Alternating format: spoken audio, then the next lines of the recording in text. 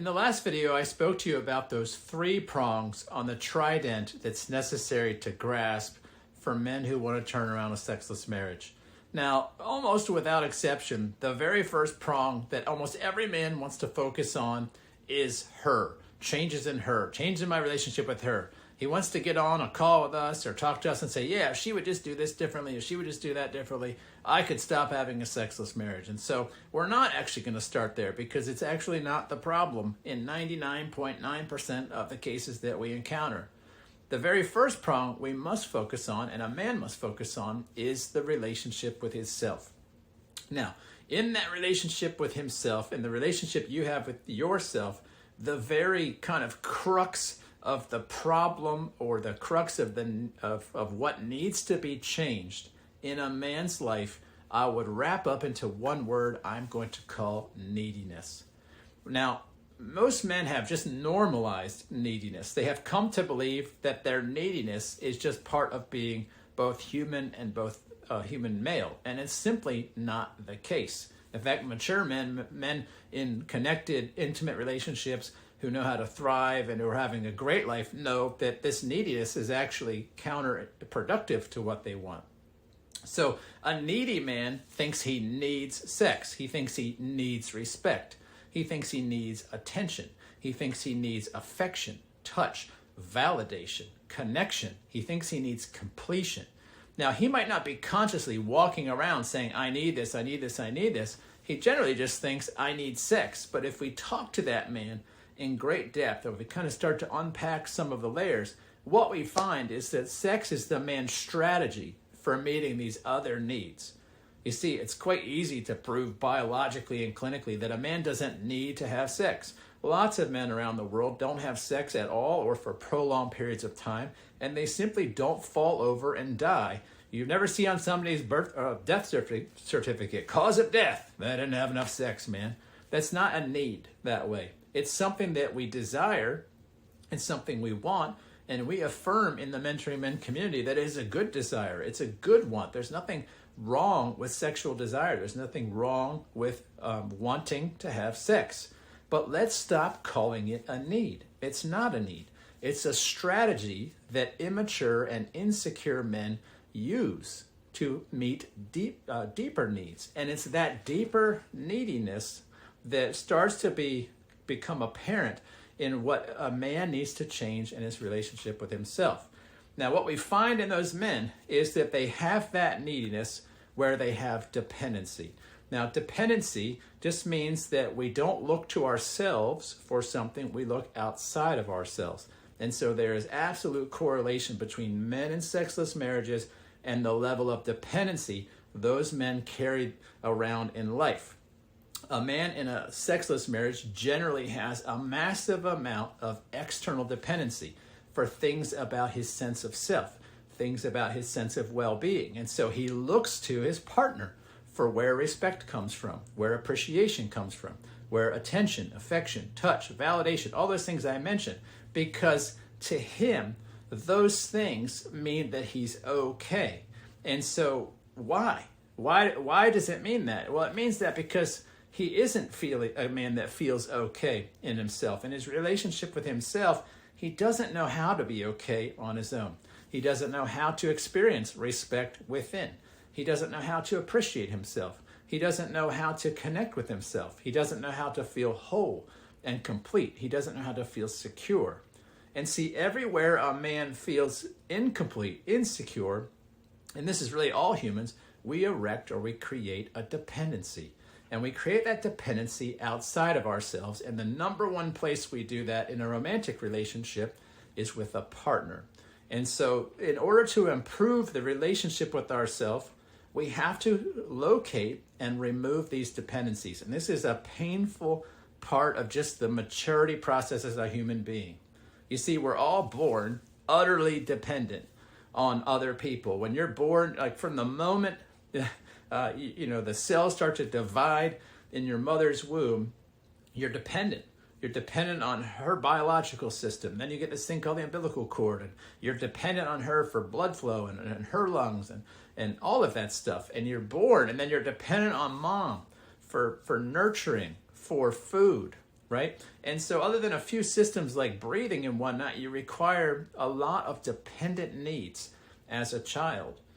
Now, if you're a parent watching this video, hopefully you're aware and that you're interested in that the process of maturing humans from birth into adulthood and into old age is a process where maturity entails replacing what was a dependency in youth with self-reliance and the ability to take care of ourselves as we age and mature. And the unfortunate reality is a lot of us just simply don't mature. By the time we become adults and leave home and get in long-term relationships, we haven't matured emotionally in a lot of areas. And so we still carry about these childlike, childish, and immature dependencies. Now, I'm not saying those things as in a critiquing way, just that they are a part of the immature part of life where we depended on other people for things like our well-being. But that's not a way to flourish and live successfully as an adult. We must learn to grow out of that dependency. And just like we learn to brush our own teeth and fry our own egg and take our own baths and showers, we also have to learn to attend to the inner places of our well-being, our sense of self, our sense of value and worth, our sense of being okay. But the reality is a lot of us don't. We simply transfer the dependency that we had on mom and dad and aunts and uncles and brothers and sisters, and we just move those dependencies to a romantic partner.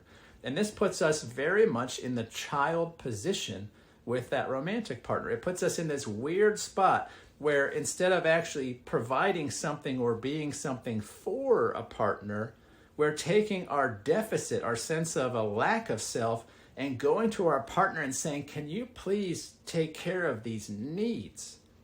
Now, when we do that in our insecurity, we're creating also fear because we're not entirely certain that our partner is going to meet those needs. And so we start to spin up the brain, like, what do I got to do to keep her feeling okay about me?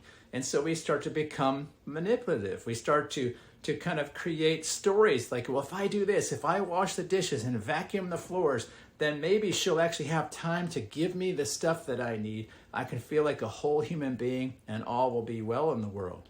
Except you vacuum the floor and you wash the dishes and she goes and reads a book or gets on her phone and all of a sudden the rage and resentment is there. Wait a minute, I did these things so she would give me my needs. And here she is, she's on her phone.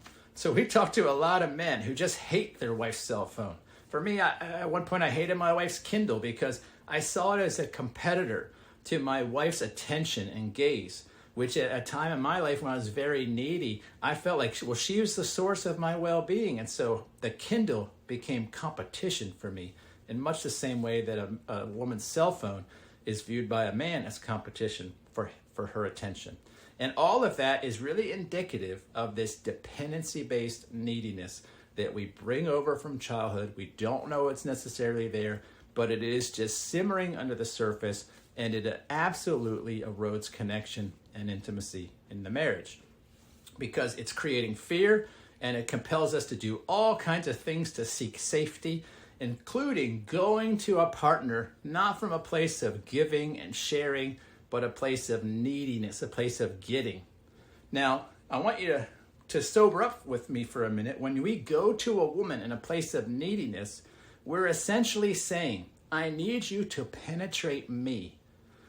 I need you to penetrate my neediness with stuff. I need you to give me something. And that makes me the penetrated and her the penetrator. And that is, I'm not trying to be gross. It's just not an energy or a feeling that, at least in a heterosexual relationship, that the woman generally wants to experience. It feels gross. It feels icky because she's not actually able to receive my wholeness, our wholeness as men, our strength, our vigor, our vitality. Instead, we seem like these sickly beings that need something from her, and it's not sexy. It's, in fact, really gross. And so we like to say that neediness is a stinky cologne. It's really one of the worst aphrodisiacs ever in a relationship. It is a total buzzkill to intimacy. And so for men, improving your relationship with yourself really is all about addressing this deep-seated shame and fear and anxiety and insecurity that relates to our dependency and our neediness. And so in mentoring men, what we help men do is find a sense of self that is whole, that's not rooted in other people. It's not tied to, is my wife happy with me today? It's not tied to who likes me, who doesn't like me. We kind of upgrade or up level, or you might even say mature men from an immature state where that neediness and dependency is there. We help them to grow up, and we help them in growing up to be able to self-source things like their sense of well-being, to be able to stop looking outside of themselves for things like respect, for things like appreciation, affection, and touch, for value and worth and significance. And when men do that, when they know that they are whole in and of themselves, it ends neediness.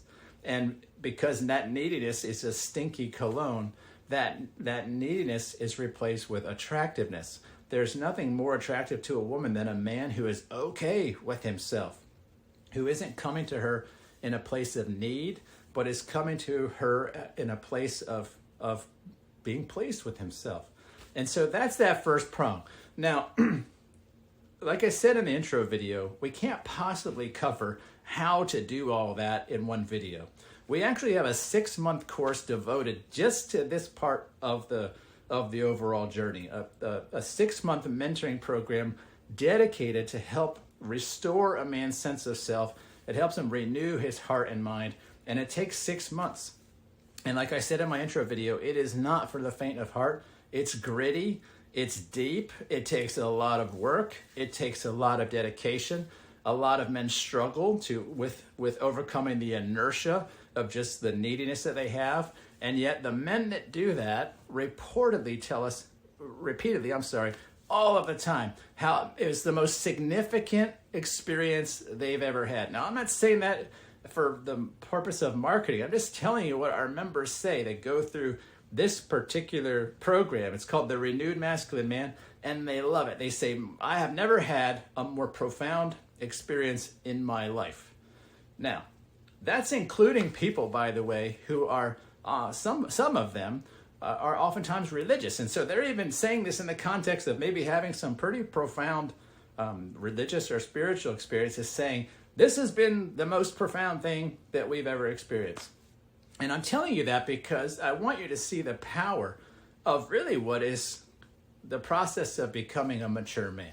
And when men become mature men, when they put neediness to bed, it puts the relationship oftentimes back in bed. It's that first prong in the trident of repairing a sexless marriage. It's improving the relationship with yourself.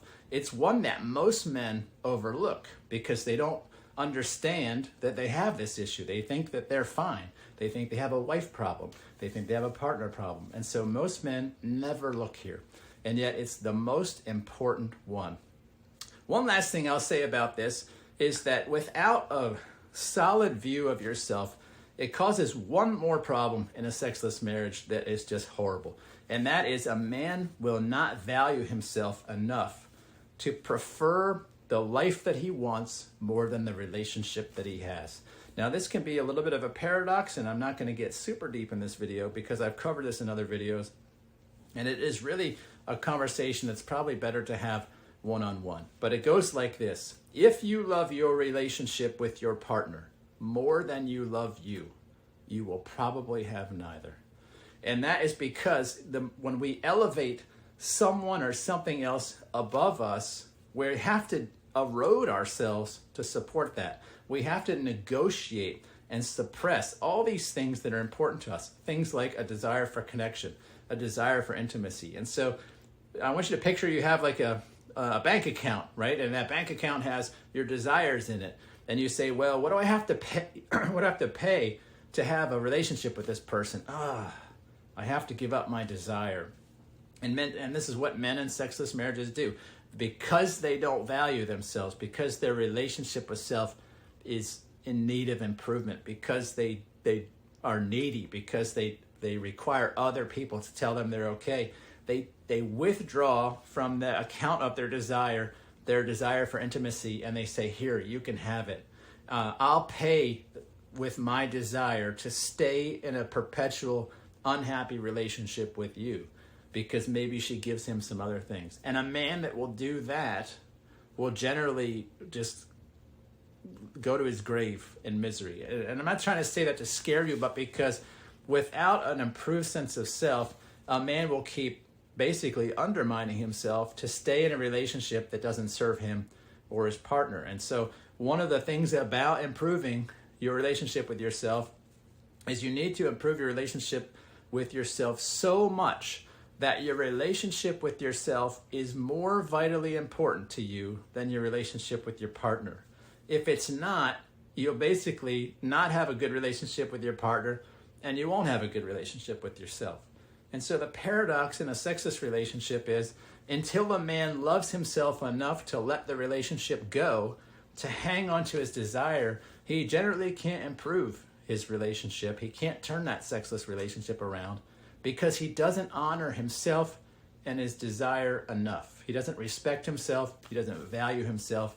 He values her and the relationship more than him. And that is a position of disadvantage, a position of neediness, a position of dependency, and it is a characteristic among most of the sexless men we talk to.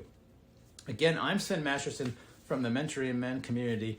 If you look down in the video description, I hope that you'll see different ways you can connect with us.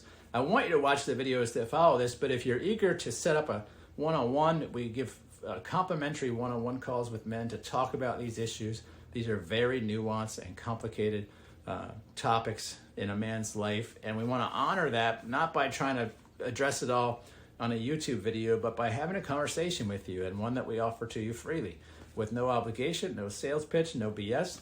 Let's talk. We'll talk about what's going on for you. We'll talk about our experience helping men like you to overcome these things, and you can find that link in the video description below. I invite you to keep going. Watch the next 2 prong videos where we talk about the prong of improving your relationship with sex and the prong of improving your relationship with your partner. And I will see you in those videos. Take care.